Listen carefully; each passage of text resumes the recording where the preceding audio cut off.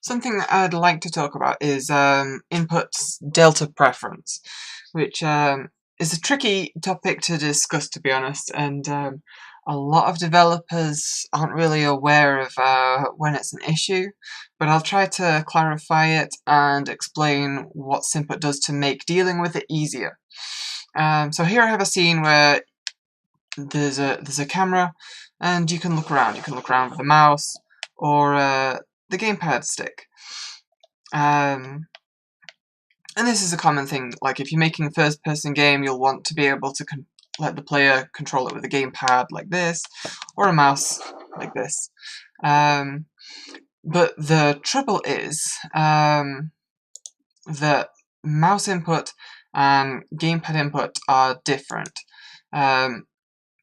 If I move my analog stick left, I'm going to want to move, turn the camera based on the frame rate. Each frame might have a different amount of time between, from one frame to the last. So I'll multiply the movement by the the frame's time delta.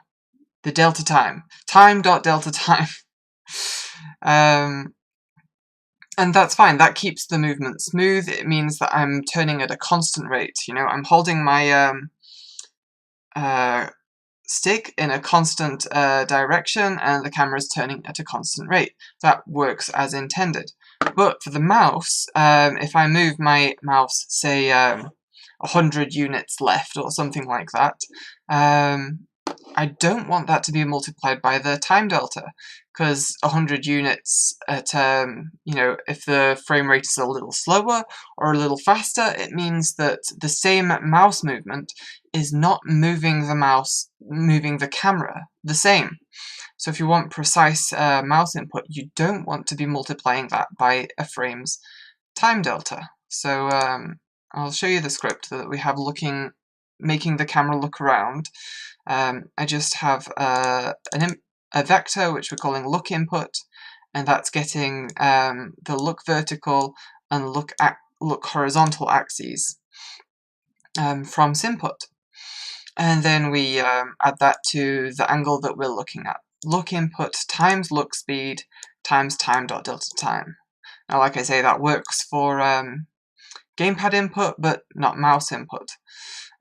So the way to check if the values that Sinput is giving us should be multiplied by the time delta is we'll just say if Sinput dot prefers delta use, and then we pass one of the axis names along, vertical. So if we do prefer using delta, then we can multiply it by the time delta. So this is what will run if gamepad input is used. Otherwise, we do the same thing, but we don't multiply it by the time delta. So this is the code that will run for mouse input. We just save that and run it.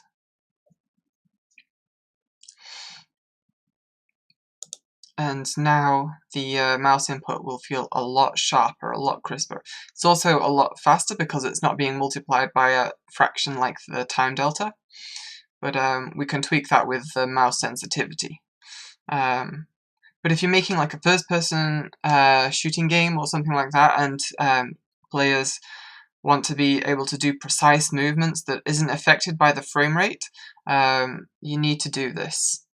In a lot of cases, you might be able to get away with, multiplying mouse input by the frame rate, especially if the frame rate is very constant, but that's not really something you can rely on.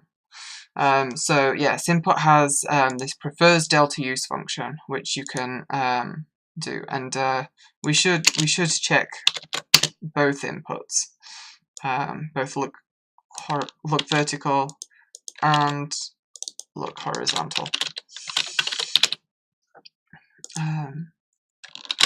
Yeah, so if either of those is okay to be multiplied by delta time, then we do. Otherwise, we don't.